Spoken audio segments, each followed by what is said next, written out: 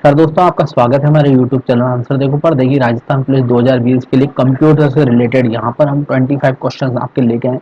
ये कंप्यूटर के क्वेश्चन आपके सेक्शन ए में पूछे जाएंगे, जिसमें रीजनिंग और कंप्यूटर के क्वेश्चन दोनों साथ होंगे। यहाँ 1 से लेकर 25 तक हैं आपके जो कंप्यूटर क्वेश्चन होंगे, वो यहाँ पर हम लेकर आए हैं। ये मॉक टेस्ट 7 है आपके लिए। अगर आपको वीडियो अच्छा लगता है तो वीडियो जरूर लाइक करें, चैनल को सब्सक्राइब करना ना भूलें, साथ ही बेल आइकन दबाना ना भूलें। हमने एक लास्ट में एक क्वेश्चन जरूर छोड़ा है, इसके अंदर आप उस क्वेश्चन का आंसर हमें बताएं, क्या उसका आंसर क्या होगा, कमेंट करके जरूर बताएं। और इस वीडियो में कितने क्वेश्चंस आपको आते थे जरूर हमें कमेंट करके बताएं कि इस वीडियो में से कितने क्वेश्चंस आपको आते थे। तो स्टार्ट करते हैं आज का वीडियो। देखिए, पहला प्रश्न है, रिमोट कनेक्शन के लिए निम्नलिखित में से कौन सा सॉफ्टवेयर उपयोग किया जाता है। देखिए, रिमोट कनेक्शन के लिए जो बात कर रहे हैं, ये रिमोट कनेक्शन का मतलब क्या होता है, पहले तो ये समझना जरूरी है। देखिए, रिमोट कनेक्शन का मतलब होता है जब दो कंप्यूटरों को, जो दो कंप्यूटर अगर आपके हैं, एक कंप्यूटर यहाँ और एक कंप्यूटर यहाँ है, इनको एक दूसरे से कनेक्ट किया जाए, वो भी काफी दूरी हो इनके बीच में।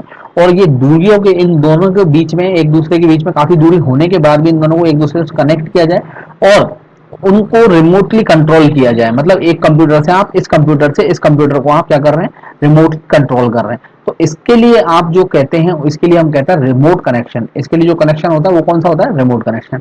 और इसके लिए एक सॉफ्टवेयर जो यूज में लिया जाता है वो टीम व्यूअर सॉफ्टवेयर यूज में लिया जाता है। तो इसका आंसर हो जाएगा ए ऑप्शन। टीम व्यूअर जो सॉफ्टवेयर है, ये रिमोट एक्सेस सॉफ्टवेयर होता है। ठीक है, रिमोट एक्सेस सॉफ्टवेयर होता है। इसके क्या कर सकते हैं हम, दो कंप्यूटर मोबाइल हैं, आपके लैपटॉप हैं, इनको आपस में क्या कर सकते हैं, दूर जब हैं ये स्थित हो तो इनको आपस में एक दूसरे से कनेक्ट कर सकते हैं। और एक दूसरे से कनेक्ट करने के बाद में दूसरे एक कंप्यूटर से या एक मोबाइल से हम दूसरे मोबाइल को या दूसरे कंप्यूटर को एक्सेस कर सकते हैं, उसको रिमोटली आप क्या कर सकते हैं, ऑपरेट कर सकते हैं। तो इसका आंसर हो जाएगा ए ऑप्शन। अगला प्रश्न देखते हैं। अगला प्रश्न है आपका, HTML टैब वेब पेज के भीतर छिपे हुए कीवर्ड हैं जो यह परिभाषित करते हैं कि ब्राउजर को सामग्री को कैसे स्वरूपित और प्रदर्शित करना चाहिए।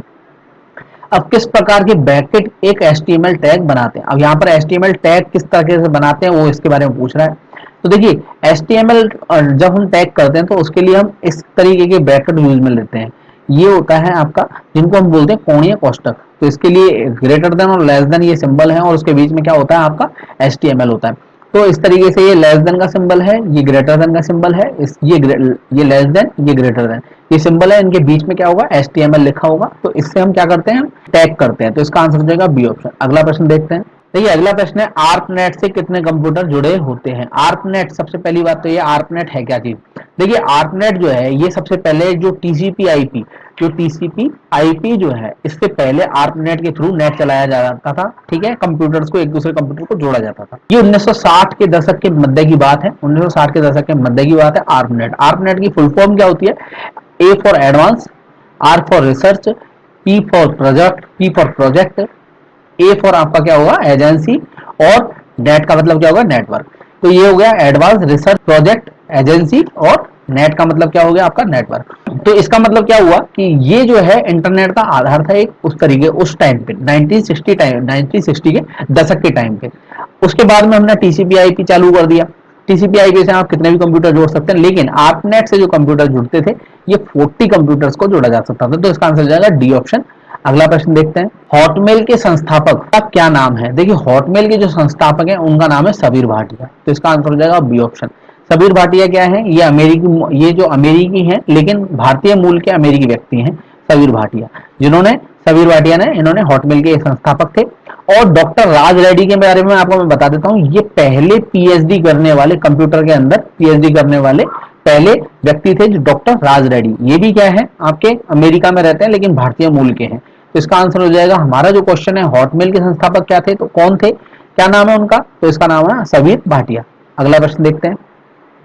अगला प्रश्न है, पहला पर्सनल कंप्यूटर किसने बनाया। देखिए, पहला पर्सनल कंप्यूटर जो है, ये जो बनाया गया था, ये बनाया गया था आपके आईबीएम कंपनी के द्वारा। तो इसका आंसर हो जाएगा डी ऑप्शन, आईबीएम कंपनी के द्वारा बनाया गया। ये कब बनाया गया था, 1975 में पहला पर्सनल कंप्यूटर बनाया गया था, 1975 में। तो इसका आंसर हो जाएगा डी ऑप्शन। देखिए, अगला प्रश्न है, एक नेवल किसको संदर्भित करता है। एक नेवल के बारे में बात हो रही है यहाँ पर। नेवल, एक नेवल का मतलब होता है आपका, एक नेवल का मतलब होता है 4 बिट। ठीक है, तो 4 बिट्स होता है। ठीक है, और अब एक बाइट की बात करें, एक बाइट जो होती है, एक बाइट में होती है 8 बिट, ठीक है। तो क्या हो गया आंसर, 4 बिट, तो इसका आंसर हो जाएगा ए ऑप्शन। अगला प्रश्न है आपका, निम्नलिखित में से क्या चयनित सेल के टेक्स्ट को इटैलिक में सेट करेगा। देखिए कीबोर्ड से जब हम CTRL प्लस आई अगर दें, ठीक है, जब हमने पहले आप क्या करेंगे, सेलेक्ट करेंगे, और सेलेक्ट करने के बाद में आप टेक्स्ट को क्या करेंगे, सेलेक्ट करेंगे, और उसके बाद में अगर उसको इटैलिक करना, मतलब आप तिरछे रूप में उनको कर देना इस तरीके से, जैसे ए है तो ये ए इस तरीके से टेढ़ा दिखेगा आपको, टी है तो ये टी आपको इस तरीके से दिखेगा, तो ये इटैलिक होता है, ठीक है। तो आपको इटैलिक अगर सेट करना है किसी जो टेक्स्ट लिखे हुए हैं उनको, तो आप क्या करो, पहले टेक्स्ट को सेलेक्ट करेंगे और फिर उसके बाद में कंट्रोल प्लस आई लिखेंगे, तो कंट्रोल प्लस आई दबाएंगे तो उसके बाद में क्या हो जाएगा, वो इटैलिक में हो जाएगा कन्वर्ट, तो इसका आंसर हो जाएगा ए ऑप्शन, कीबोर्ड में CTRL प्लस आई दबाना होगा। अगला प्रश्न है आपका, माइक्रोसॉफ्ट ऑफिस एक है। देखिए माइक्रोसॉफ्ट ऑफिस के बारे में बात हो रही है यहाँ पर।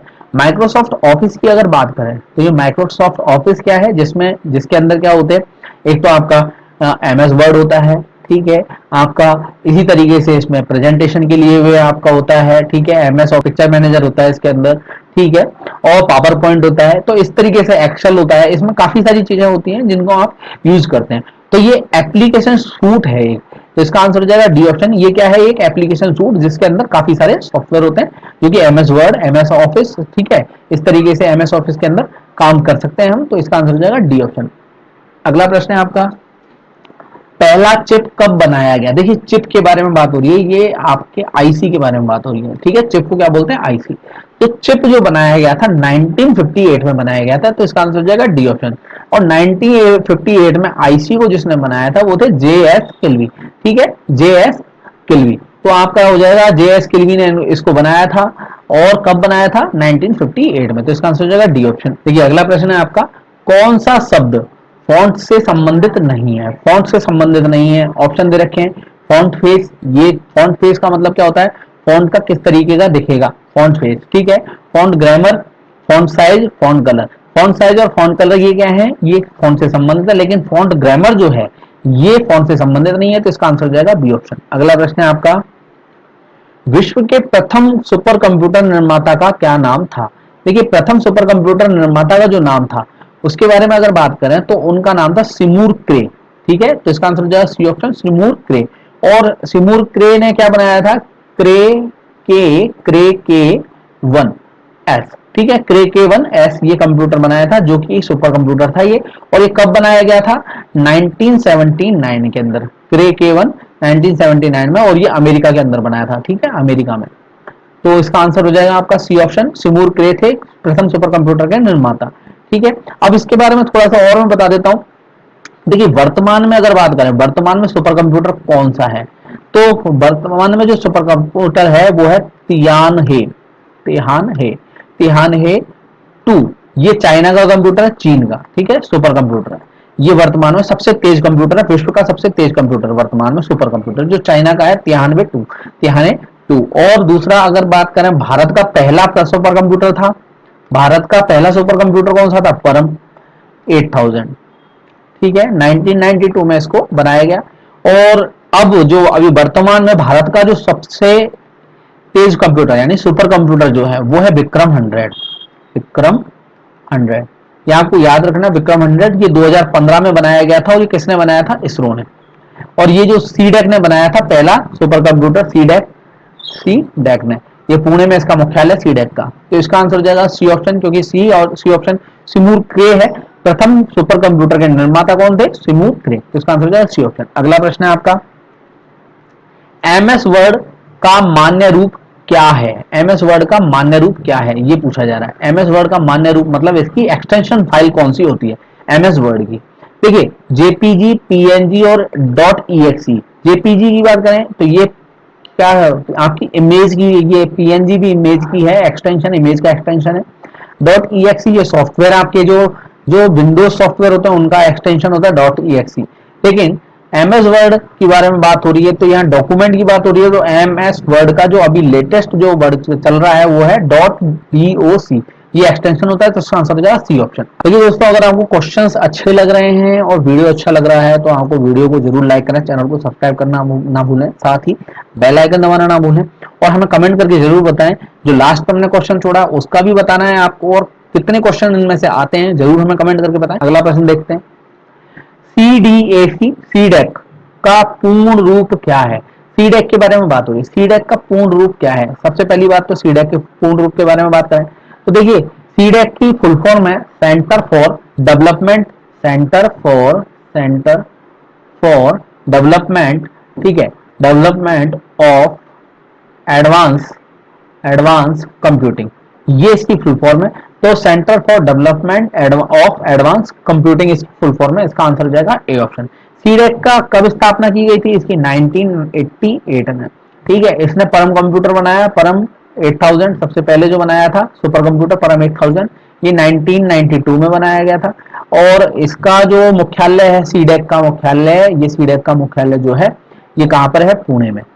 ये अभी मैंने आपको बताया था, पुणे के अंदर इसका मुख्यालय है, तो इसका आंसर हो जाएगा ए ऑप्शन। अगला प्रश्न देखते हैं। अगला प्रश्न है, पृष्ठ आकार और मार्जिन बदलने के लिए निम्नलिखित में से किस विकल्प का उपयोग किया जा सकता है? पृष्ठ आकार और मार्जिन बदलने के लिए जो अब यहाँ ऑप्शन दिए हुए, view, tool, data, layout.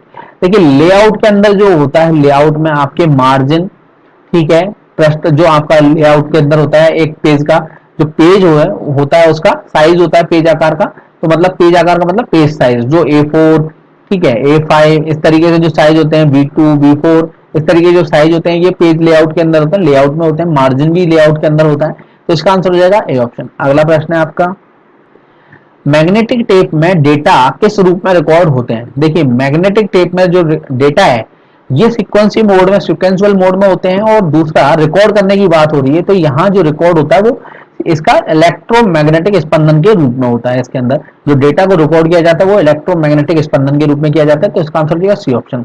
Magnetic tape का आपको याद रखना, ये सिक्वेंशियल मोड में होते हैं मैग्नेटिक टेप, तो इसका आंसर हो जाएगा सी ऑप्शन। अगला प्रश्न करते हैं, संचार चैनल को किस नेटवर्क पर किस सभी मशीनों द्वारा साझा किया जा सकता है? देखिए संचार चैनल को कह रहे हैं यहाँ पर, तो किस नेटवर्क पर सभी मशीनों द्वारा साझा किया जा सकता है? ये ब्रॉडकास्टिंग नेटवर्क के द्वारा, ठीक है, ब्रॉडकास्टिंग नेटवर्क के द्वारा कर सकते हैं, तो इसका आंसर हो जाएगा ए ऑप्शन, प्रसारण नेटवर्क। ब्रॉडकास्टिंग नेटवर्क मतलब प्रसारण नेटवर्क के द्वारा हम क्या कर सकते हैं? सभी मशीनों द्वारा साझा किया जा सकता है, तो इसका आंसर हो जाएगा ए ऑप्शन। अगला प्रश्न है, कैश मेमोरी क्या है? देखिए कैश मेमोरी के बारे में बात करते हैं। कैश मेमोरी क्या होती है? एक विशेष प्रकार की एक मेमोरी है, ये काफी तेज होती है, ठीक है, और सबसे महंगी भी मेमोरी होती है, ये आपको याद रखना कैश मेमोरी के बारे में, ठीक है। और कंप्यूटर की प्रोसेसिंग की स्पीड को बढ़ाने का कार्य करती है कैश मेमोरी, ठीक। और ये अब यहाँ पर ऑप्शन पूछना है कैश मेमोरी क्या होती है? देखिए सीपीयू और मुख्य मेमोरी के बीच की स्थित तीव्र मेमोरी, बिल्कुल सही है, ए ऑप्शन बिल्कुल सही है। आपका सीपीयू होगा, फिर उसके बीच में कौन होगी? कैश मेमोरी, ठीक है, और फिर उसके बाद में क्या होगी? आपकी मेन मेमोरी, मुख्य मेमोरी, मेन मेमोरी। तो इन दोनों के बीच में जो मेमोरी है ये है कैश मेमोरी, ये सबसे तेज होती है, ठीक है। और इसके टाइप के बारे में बात करें तो ये L1, L2 और L3 तीन टाइप की होती है कैश मेमोरी, ठीक है। और अब दूसरी चीजें देखिए, इसके अंदर जो अगर बात करें तो इसमें क्या होता है, इसके अंदर कैश मेमोरी के अंदर कई बार जो आप प्रोग्राम को बार बार यूज कर रहे होते हैं वो क्या करती है, ये इसको स्टोर कर लेती है अपने पास में, ताकि वो वहीं से रन करना स्टार्ट कर देती है, ठीक है। तो इसका आंसर हो जाएगा आपका ए ऑप्शन। अब मैंने एक चीज और बताई आपको, यहाँ पर कई बार क्वेश्चन पूछा हुआ है कैश मेमोरी के टाइप के बारे में, कि कैश मेमोरी के टाइप कितने होते हैं? इसके तीन टाइप होते हैं, L1, L2 और L3। अब इनके बारे में एक बार ये भी क्वेश्चन पूछा हुआ है कि L1 जो कैश मेमोरी में जो L1 टाइप होता है इसकी साइज क्या होती है? देखिए इसकी साइज के बारे में बात करें तो इसकी साइज होती है 2 KB से लेकर 2 KB से लेकर इसकी होती है 64 KB तक। L2 की जो साइज होती है, L2 की साइज होती है 256 KB से लेकर आपकी होती है 512 KB तक। और L3 की साइज आप याद रखिएगा, L3 की सबसे बड़ी ज्यादा साइज होती है, और L3 की साइज होती है 1 MB से लेकर 8 MB तक, ठीक है। और दूसरी बात यह है कैश मेमोरी सबसे तीव्र गति की मेमोरी होती है, और दूसरी चीज आप इसको याद रखना ये काफी महंगी होती है, तो इसका आंसर हो जाएगा ए ऑप्शन। सीपीयू और मुख्य मेमोरी के बीच के स्थित तीव्र मेमोरी ये होती है कैश मेमोरी, तो इसका आंसर हो जाएगा ए ऑप्शन। अगला प्रश्न है आपका, ब्लूटूथ किसका एक उदाहरण है? ऑप्शन दे रखा है personal area network, local area network, virtual private network और वाइड एरिया नेटवर्क। देखिए ब्लूटूथ जो है ये पैन नेटवर्क है, ठीक है, पर्सनल एरिया नेटवर्क है ये ब्लूटूथ, ठीक है। और ये ब्लूटूथ की जो खोज की गई थी 1994 में की गई थी, आपको याद रखना है, ठीक है। और इसकी किसने की थी? हार्टसन ने की थी। आपको याद ये रखना है कि हार्टसन ने इसकी खोज की थी ब्लूटूथ की। तो इसका आंसर हो जाएगा A option, personal area network थी ये। इसका ब्लूटूथ का एक नेटवर्क का उदाहरण है ब्लूटूथ, और इसकी जो खोज की गई थी हार्टसन के द्वारा 1994 में की गई थी। तो इसका आंसर हो जाएगा ए ऑप्शन। अगला प्रश्न है आपका, सिस्टम द्वारा एक प्रोटोकॉल प्रति परत प्रयुक्त प्रोटोकॉल की एक सूची को क्या कहा जाता है? देखिए प्रोटोकॉल के बारे में बात हो रही है, प्रोटोकॉल प्रति परत अगर बात करें तो प्रति परत जो प्रयुक्त प्रोटोकॉल की एक सूची को क्या कहा जाता है? उसको कहा जाता है प्रोटोकॉल स्टैक। तो इसका आंसर हो जाएगा बी ऑप्शन, प्रोटोकॉल स्टैक। अगला प्रश्न देखते हैं, फोर्ट्रन नामक प्रोग्रामिंग लैंग्वेज किसने विकसित किया? देखिए फोर्ट्रन जो है ये क्या है? फॉर्मूला लैंग्वेज है, ठीक। फॉर्मूला आपकी फॉर्मूला ट्रांसलेशन लैंग्वेज है ये, फॉर्मूला ट्रांसलेशन। अब इसके बारे में बात करें, देखिए ये फोर्ट्रन जो है ये, अब आप देखिए यहां से आप समझ सकते हैं, फोर का मतलब तो फॉर्मूला और ट्रेन का मतलब क्या हो गया? ट्रांसलेशन। और इसका ये संक्षिप्त रूप है फोर्ट्रन। ये जो है कब बनाई गई थी? 1957 में बनाई गई थी, ठीक है। और किसके द्वारा? आईबीएम ने इसको तैयार किया था, लेकिन किसके प्रस्ताव पे तैयार किया था? वो किया गया था जे डब्ल्यू वेकस के, ठीक है, जे डब्ल्यू वेकस के। तो जे डब्ल्यू वेकस के द्वारा जो प्रस्ताव की दिया गया था उस पे आईबीएम ने इसको तैयार किया था। तो इसका आंसर हो जाएगा जॉन वेकस। तो इसका आंसर हो जाएगा बी ऑप्शन। फोर्ट्रन की आपको फुल फॉर्म याद रखनी, कई बार पूछी हुई है, कब बनी थी ये भी याद रखना है, 1957 में बनी थी।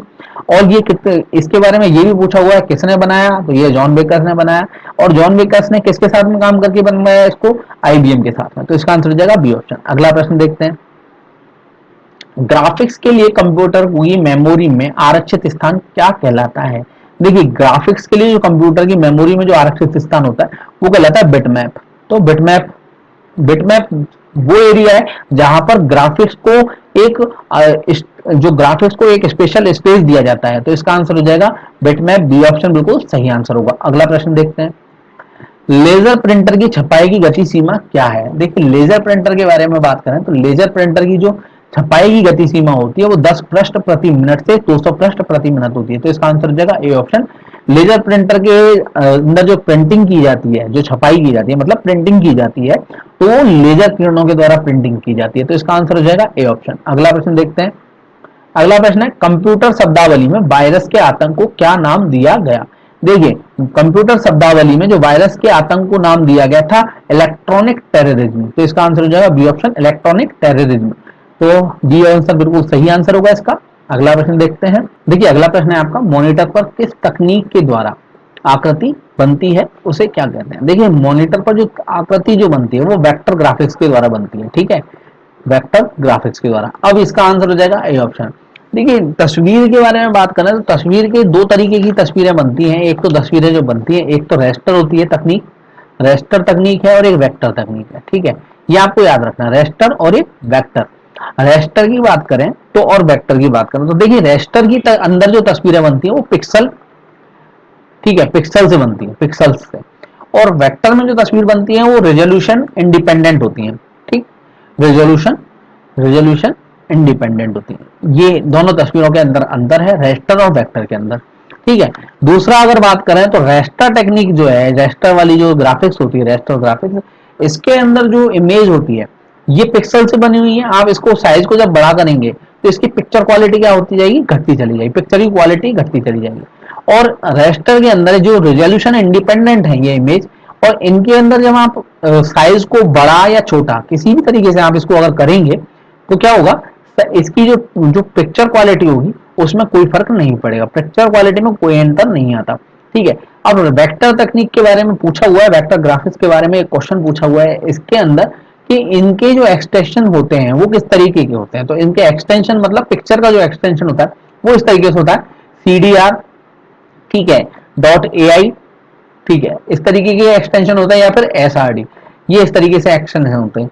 जबकि इसके अंदर आपका JPEG, ठीक है, JPG, ठीक है, इस तरीके से PNG, ये एक्सटेंशन इसके होता है रेस्टर के। तो इसका आंसर हो जाएगा ए ऑप्शन, वेक्टर ग्राफिक्स को यूज करके क्या करते हैं, मॉनिटर के अंदर आकृतियों को बनाया जाता है। तो इसका आंसर हो जाएगा ए ऑप्शन। अगला प्रश्न देखते हैं।